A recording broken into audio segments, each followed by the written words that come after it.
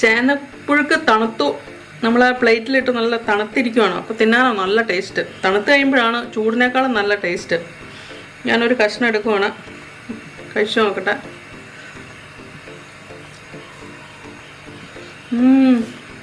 നല്ല ടേസ്റ്റാ. നമുക്ക് വേറെ ഒരു കറിയും വേണ്ട. ഈ തേങ്ങ അങ്ങ് ചിരണ്ടി ഒരു ചേന നമുക്ക് അങ്ങ് മുറിച്ചാലോ. ഉണ്ടോ, ഒരുമാതിരി മുഴുത്ത ചേനയാണ്. ചേന നമുക്ക് മുറിച്ച് രണ്ടായിട്ടങ്ങ് എടുക്കാം. ഉണ്ടോ, ഇതിൻ്റെ ഈ കണ്ണ് ഇതൊക്കെ ഇതങ്ങ് ഒടിച്ച് കളയാം. ഇതുണ്ടോ ഈ ചെറിയ ചെറിയ കണങ്ങ്. ഇതൊക്കെ വെച്ച് നമുക്ക് എന്തെങ്കിലുമൊക്കെ ഉണ്ടാക്കാം. തോരനുണ്ടാക്കാം, പുഴുങ്ങി തിന്നാം, എന്ത് വേണമെങ്കിലും ചെയ്യാം.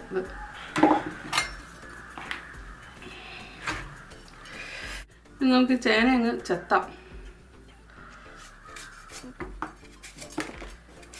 നമ്മൾ ചേന ചെത്തി കഴിഞ്ഞു, അത് കഴുകി എടുത്തു. അതെല്ലാം നല്ല കഴുകി എടുത്തു. ഇനി നമുക്കതങ്ങ് കണ്ടിക്കാം. വേണ്ട, ഇതുപോലെ ഓരോ പീസ് എടുക്കണം. ഇതെന്താണെന്ന് വെച്ചാൽ ചേനയുടെ പുഴുക്ക്. നമ്മൾ ചേന പുഴുങ്ങിയിട്ട് തേങ്ങ ചിരണ്ടിയിട്ട് ആണ് നമ്മൾ ഉണ്ടാക്കണേ. അല്ലാണ്ട് വേറെ നമ്മൾ തേങ്ങ അരച്ചു മുളകെല്ലാം ഇട്ട് അങ്ങനെയല്ല ചെയ്യുന്നത്. ഇത് ആവിയിൽ ഇത് വേവിച്ച് നമ്മൾ തേങ്ങ ചിരണ്ടിയിട്ട് കഴിക്കാനാണ്. ഇങ്ങനെ ഓരോ ഇത് ഇത്രയും വലിയ പീസാക്കിയാണ് മുറിക്കുന്നത്.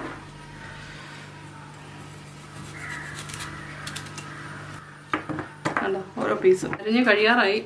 ഇനി ഒരു പീസും കൂടെ ഉള്ളൂ. എല്ലാം അരിഞ്ഞ് കഴിഞ്ഞു. ഇനി നമുക്കിത് ഇപ്പോൾ ഉപ്പിടുന്നില്ല. അത് വേവിക്കാനായിട്ട് വെന്ത് പകുതി കഴിയുമ്പോൾ നമുക്ക് ഉപ്പിട്ട് ഇതൊന്ന് പുഴുങ്ങിയെടുക്കാം. ഞാനൊരു ചട്ടി എടുത്തു. ആ ചട്ടിക്കകത്തേക്ക് നമ്മളത് ഇതുപോലെ പീസാക്കി വെച്ചത് അങ്ങ് ഇട്ട് കൊടുക്കാം.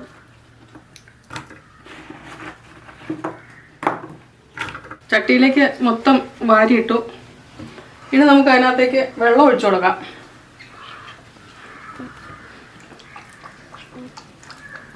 ഇത് നമുക്ക് വെള്ളം ഒഴിച്ചു കൊടുക്കണം. ഒക്കെ വെള്ളം ഒഴിച്ചു. ഇനി നമുക്കിത് അടുപ്പത്തേക്ക് വെക്കാം. ഇപ്പോൾ ഉപ്പിടുന്നില്ല, പകുതി വേവ് കഴിഞ്ഞിട്ടേ ഉപ്പിടുള്ളൂ. നമ്മുടെ ചേനയുടെ വേവ് എന്തായി നമുക്ക് നോക്കാം.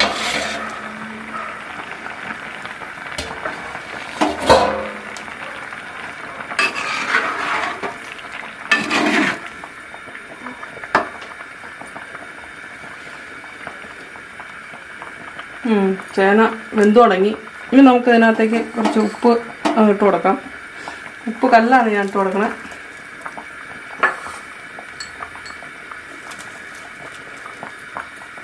എന്നിട്ട് നമുക്ക് പതുക്കെ ഒന്ന് ഇളക്കി കൊടുക്കാം. ഒത്തിരി കുഴച്ചിളക്കരുത്, അങ്ങനെ പതുക്കെ ഇളക്കി കൊടുക്കണം, അല്ലെങ്കിൽ ഈ കഷ്ണങ്ങളൊക്കെ ഉടഞ്ഞു പോകും.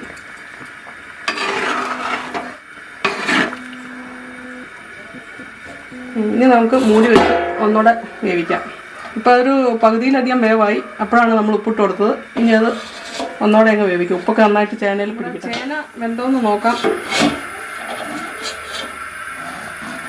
ചേന വെന്തു, വെള്ളമൊക്കെ വറ്റി. പിന്നെ അടിയിലൊരു സ്വല്പം വെള്ളമേ ഉള്ളൂ. ഉണ്ട്, ബാക്കിയുള്ള വെള്ളം എല്ലാം വറ്റി. കണ്ടോ ചേനത് ഉണ്ടോ, അത് ആവി വറക്കണം. അല്ല, നന്നായിട്ട് വെന്തു. ഉണ്ടോ, വെന്തു. ഇനി നമ്മൾ ഇതിനകത്തേക്ക് നമ്മൾ ചിരണ്ടി വെച്ച തേങ്ങ ഇതിൻ്റെ മുകളിലേക്ക് അങ്ങ് ഇട്ട് കൊടുക്കുവാണ്.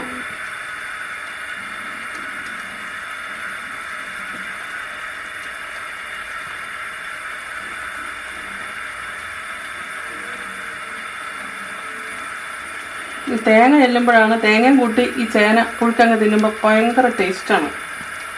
ഒരു പ്രത്യേക സ്വാദാണ് അതിന്.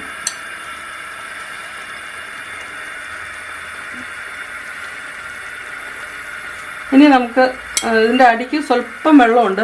നമുക്ക് ഒന്ന് ആവി അങ്ങ് വരുത്താം. ആവി വന്നോ നമുക്ക് നോക്കാം. ഉണ്ടോ, ആവിയൊക്കെ വന്നു. ഉണ്ടോ, അത്രയും ആവി വന്നാൽ മതി. ഇനി കൂടുതൽ ആവി വരേണ്ട ആവശ്യമില്ല. അതിൻ്റെ തീ ഓഫാക്കുവാണ്. നമുക്ക് പതുക്കെ ഒന്ന്, അത് ഉടയാണ്ട് പതുക്കെ ഒന്ന് ഇളക്കി കൊടുക്കാം. ഉണ്ടോ, അപ്പോൾ തേങ്ങ എല്ലായിടത്തും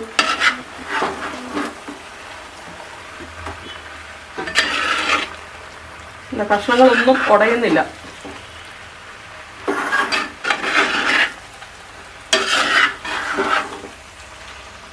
അപ്പോൾ നമ്മുടെ ചേനയും കൊണ്ടുള്ള പുഴുക്ക് റെഡിയായി. ഇനി നമുക്കിത് തണുത്തിട്ട് ഇച്ചിരി തണുക്കുമ്പോഴാണ് ഒന്നുകൂടെ ടേസ്റ്റ് വരുള്ളൂ. നമുക്ക് പ്ലേറ്റിനകത്തിട്ട് കഴിക്കാം. നിങ്ങളും ഇതുപോലെ ഉണ്ടാക്കി നോക്കൂ.